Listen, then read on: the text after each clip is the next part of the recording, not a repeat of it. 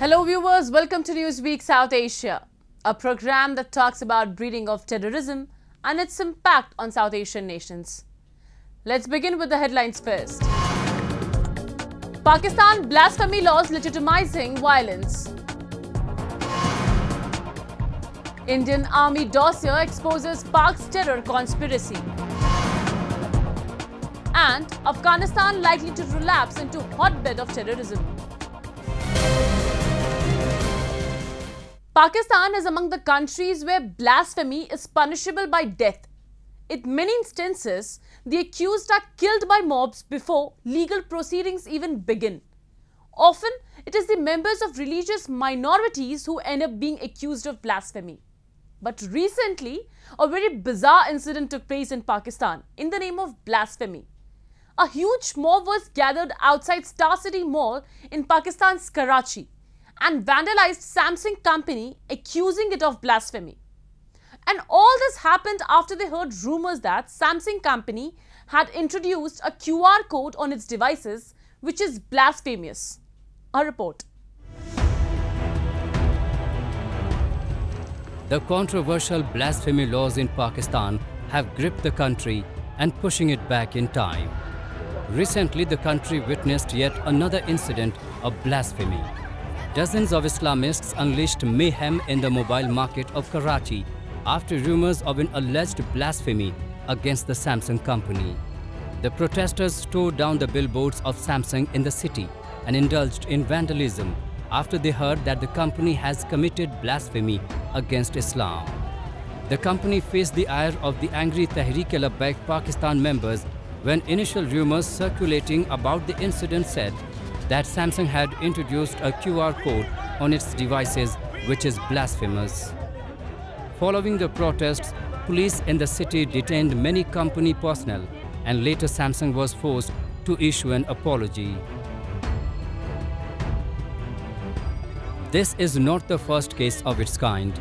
Last year, on December 31st, a Pakistani man threatened a Pepsi company's truck driver with dire consequences if the QR code on a 7-Up soft drink bottle is not removed by the company.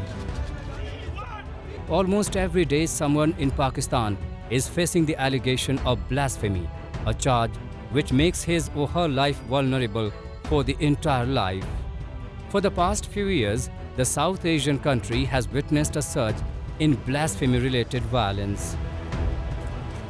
असल में मसला ये हुआ है कि star city mall के अंदर किसी मलऊन ने हमारे नबी करीम सल्लल्लाहु ताला अलैहि वसल्लम की शान में गुस्ताखी की है, जो हमारे नज़दीक नाकाबिल बर्दाश्त है। इसीलिए हम लोगों ने ये एहतिजाज किया पुरअमन। जब तक हमको गुस्ताख नबी का सर यहाँ तक पे नहीं मिलेगा, तब तक हम लोग यहाँ से नहीं जाएंगे।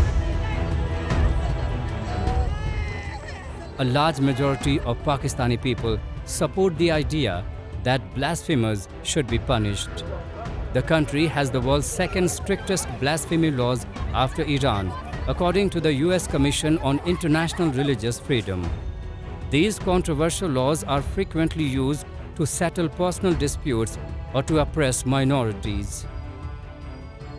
Perhaps the most famous case is that of Asiya Bibi, an improvised Pakistani Christian who in 2010 was convicted of violating Pakistan's blasphemy law and sentenced to death by hanging. Fortunately, she was later freed and left the country. But not everyone has the same fortune. Even the high-profile supporters of Asiya were killed in broad daylight. And who can forget the inhuman incident of Sialkot? Just a few months ago, furious workers of a factory in Sialkot tortured their Sri Lankan general manager to death over allegations of blasphemy and set the body on fire. According to a think tank, the Center for Research and Security Studies, Pakistan reported a total of 1,415 cases of blasphemy in the country since 1947. Almost everybody who speaks out against these laws and procedures runs the risk of being the victim of lynchings or public vigilantism. Minorities की कोई जगह नहीं है पाकिस्तान में। जिसका दिल चाहता है उठ के जो मर्जी कोई झूठे इल्ज़ाम लगा रहा है, कोई ब्लास्फेमी लॉ के अंदर लोगों को अंदर किया जा रहा है, पाकिस्तान में कोई किसी किस्म का ऐसा लॉ नहीं है कि जो मिनॉरिटी को बचा सके।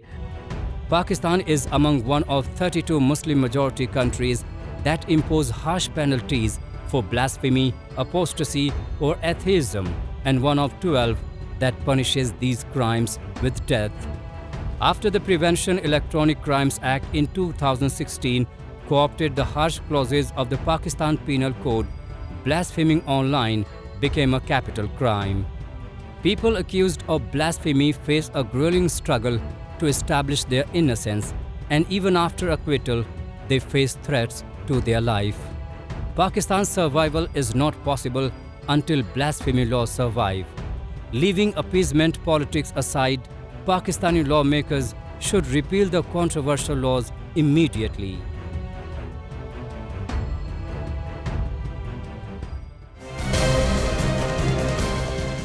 Pakistan has been one of the most prolific state sponsors of terror, aimed at advancing its national security interests. Over the course of the past 3 decades, Pakistan's army has built a complex network of relationships with numerous jihadist terror groups, including the Taliban. Recently, a 33-page dossier by the Indian Defence Ministry unmasked Pakistan's nefarious terror designs aimed to bleed India. The dossier details how the Pakistani establishment, including its army, carries out infiltration bids across the borders. It also points to how the Hindus, a minority in Pakistan, are being butchered. Take a look. India for decades have been facing the brunt of Pakistan's state-sponsored cross-border terrorism. There exists a well-established nexus between Pakistan's civilian government, military, inter-services intelligence and the numerous terrorist groups trained and armed in the country. The role of Pakistan is well established in the numerous terror attacks carried out against India. Recently, a 33-page dossier by the Defence Ministry has unmasked Pakistan's nefarious terror designs aimed to bleed India. It has pointed out to how the Hindus, a minority in Pakistan, are being butchered.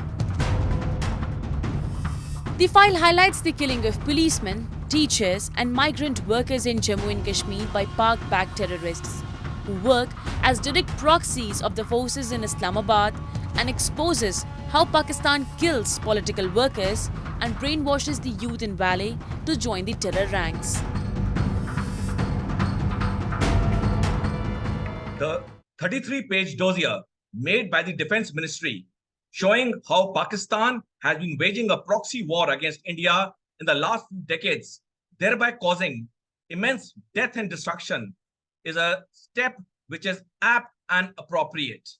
It comes at a time when Pakistan, in spite of staring at imminent bankruptcy, has still not been removed from the FATF grey list.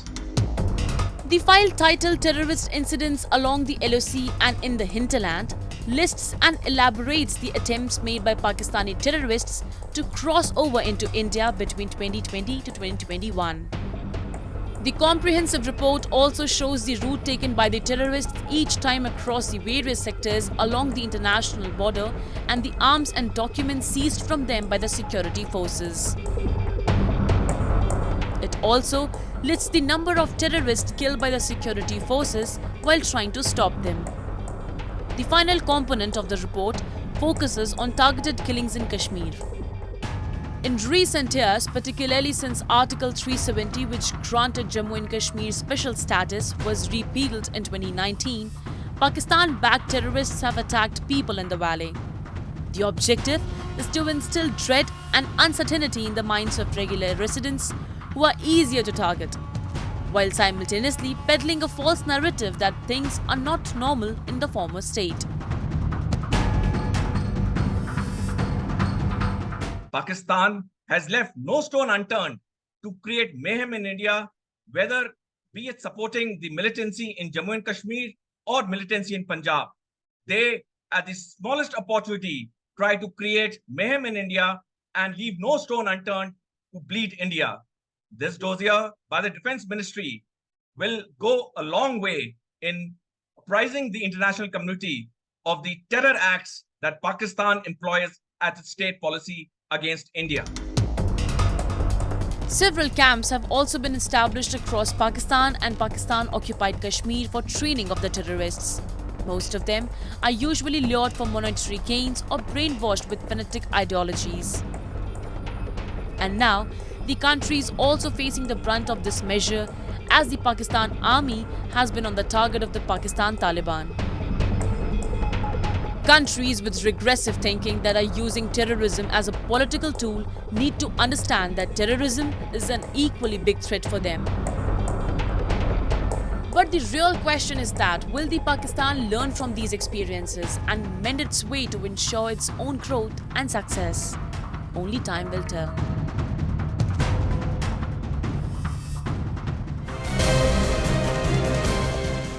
As the Taliban reclaim the war torn Afghanistan, security experts around the world warned that the country could again become a hotbed of terrorist training and indoctrination. The Taliban has promised that it will never allow its territory to be used by foreign terror organizations, as it had for Al-Qaeda ahead of the 9/11 attacks. But many in Afghanistan and West have reacted with skepticism. They are warning that the Taliban rule in Afghanistan is radically reshaping terrorist groups in South Asia and around the world. A report.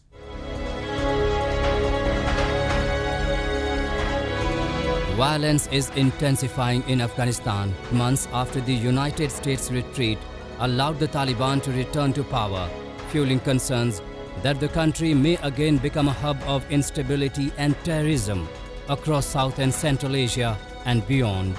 Afghanistan has long been a base for terrorists with ambitions for global jihad.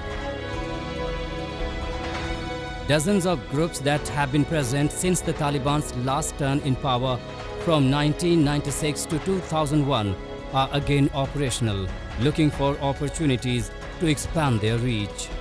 But the de facto rulers of the war-torn country do not seem to be concerned, as they are desperate to get recognition. Recently, the Jirga or Grand Assembly called for national support to the Taliban-run Islamic Emirate of Afghanistan and international recognition of the interim government. A resolution issued at the end of the three-day meeting called on Afghans to renew allegiance to Mullah Hibatullah Akhundzada, supreme leader of the Afghan Taliban's interim government, and implementation of Sharia or Islamic laws in the country. It is important that the international community should gear up, should look at Afghanistan so that it doesn't go into the morass that it has come out of or become much worse than what we have already seen. And it's important, it will be the responsibility of the international community, which has brought the world and Afghanistan and Afghan people to this stage. And so that's the most important thing. I would say that stability, support, humanitarian and otherwise, India is doing its bit, whatever it can.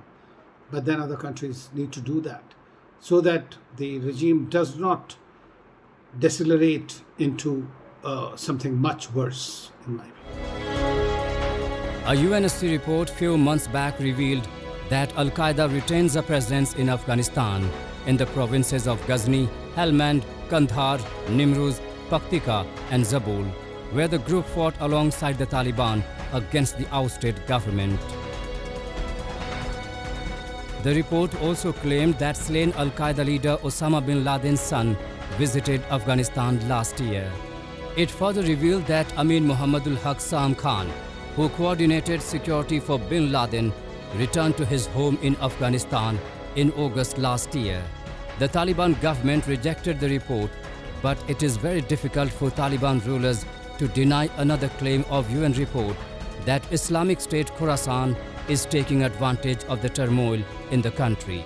According to the report, Islamic State Khorasan or ISIS-K is recruiting fighters from the Eastern Turkestan Islamic Movement and the Turkestan Islamic Party, among other foreign terrorist groups.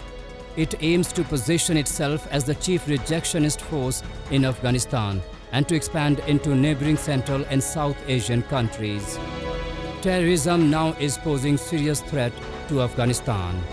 Therefore, many world leaders and security experts believe that the forces which helped Taliban in regaining the power should be held accountable. Pakistan is now in the hot seat for providing a haven for terrorists, and many Afghans have been demanding action against Islamabad since the day Taliban took over Kabul. The UN member states are concerned that if Afghanistan descends into further chaos, some Afghan and foreign violent extremists may shift allegiances to Islamic State. But the problem is that now with the Russia-Ukraine crisis, obviously the focus on Afghanistan or any other war is much less. And that is the pity of it all. And this has been often mentioned by our leadership as well. That they create problems and then they leave them. And that is not good. The conflict landscape of Afghanistan is diverse and multifaceted, characterized by rivalries between jihadist groups and competition for recruits. The impacts go beyond the borders of Afghanistan. The events in Afghanistan therefore continue to demand great attention.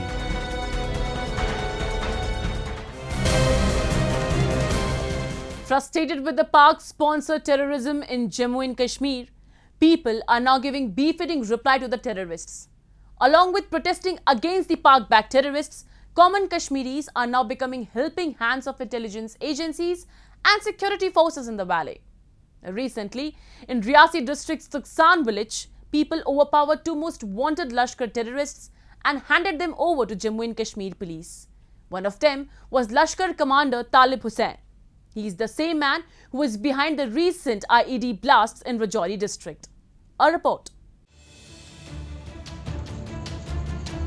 Pak-backed terrorist groups seem hell-bent to revive terrorism in Jammu and Kashmir that have by and large remained peaceful for the past few years. But all their attempts have been going in vain, as not only the security forces but now even the people of Kashmir are raising their voice against terrorism. Recently, in Jammu and Kashmir's Reasi district, residents of Tuksaan village overpowered two most wanted Lashkar-e-Taiba terrorists and handed them over to Jammu and Kashmir police. One of the two terrorists apprehended was Lashkar commander Talib Hussian, who was the mastermind behind the recent IED explosion in Reasi district. Hussian was in constant touch with elite terrorist Qasim, based in Pakistan, and was involved in at least 3 cases of IED blasts at Rajouri district, besides civilian killings and grenade blasts. Another terrorist was identified as Faisal Ahmed Dar of South Kashmir's Pulwama district. 2 AK-47 rifles, 7 grenades, a pistol, and a huge quantity of ammunition were recovered from them. मैं भी किया, मैंने भी पिया थोड़ी सी चाय, मैंने मुझे नज़र पड़ गई बैग पर, तो मुझे शक पड़ गया ये क्या है। उसके बाद फिर अंधेरा भी हो गया, तो उसके बाद वो बोलने लगे आप चलो हमारे साथ, तो हमें जाना है कहीं। तो मैंने बोला मैं नहीं आ सकता हूँ तुम्हारे साथ कुछ भी, मुझे एक लड़की है तो ये छोड़कर आपके साथ मैं नहीं आ सकता हूँ। तो मैं नहीं गया, फिर गुस्से में हो गया थोड़ा। तो उसके बाद वो भी रुक गए, बोलने लगे हम भी रहेंगे इधर ही। मैंने बोला बैठो। उसके बाद उन्होंने पूरा परिवार का नाम लिया, हमारा पिताजी का नाम लिया, हमारे बच्चों का नाम लिया। तो हमें शक पड़ गया कि हमें कुछ चांस आ रही है। The brave act of the Tuksaan villagers is an indication that no one wants to support terrorism in Jammu and Kashmir. The Tuksaan brave hearts have become an inspiration for every citizen of the Himalayan region. The terrorists have lost support in both Jammu and Kashmir regions. The Pakistan-sponsored terrorism is on its last legs, and the 32-year-old insurgency is all about to end. Besides losing the supports of locals, the shelf life of the youth joining terror outfits has declined. According to the recent report of Jammu and Kashmir Police, from January 1st to May 31st this year, of the new terror recruits, only 26.6% survived for more than 12 months, while the fate of 9.3% of them was not known. Nearly 28.1% terror recruits were killed within 1 month, 54.7% within 6 months, and 59.4% within 9 months. Security forces have developed a strong intelligence network on the ground, and it is the common man who is providing all the inputs to carry out the successful anti-terror operations in Jammu and Kashmir. Terrorists, separatists, and the hate preachers are losing ground as the people of the Himalayan region want to be left alone so that they can live in peace and prosper. जो मुझे लगता है कि बहुत ही बढ़िया जो एक तरह का कदम जो इस जो हमारे नौजवान साथी जिन्होंने ये उठाया है, और जो दहशतगर्द पूरी तरह लैस थे, अपने असला और मुनीशन देखा कितनी बड़ी मिकदार में था, जिसमें पिस्टल भी शामिल हैं, AK-47 भी शामिल है, ID भी अलग अलग तरह की शामिल हैं। इस तरह के सामान के बावजूद भी अपनी हौसला और हिम्मत बहुत सारी उसकी दाद देते हैं। वो दिखाते हुए इन्होंने जो वहाँ पर काम किया, इनको पकड़ा और पकड़ने के बाद पुलिस को इतला दी। मुझे लगता है कि इसकी जितनी सराहना करें, जितनी इनकी हम लोग सब मिलकर प्रशंसा करें, वो कम है। ये एक बहुत अच्छी शुरुआत है और हम चाहते हैं कि इस तरह की शुरुआत जगह जगह पर हो। Message is loud and clear that people of Jammu and Kashmir are out to defeat Pakistan, and for that they are even ready to put their lives at stake. They are supplementing the efforts of security forces by lending their eyes and ears, like stone pelting, shutdowns and protests. Terrorism in the Union Territory is all set to end.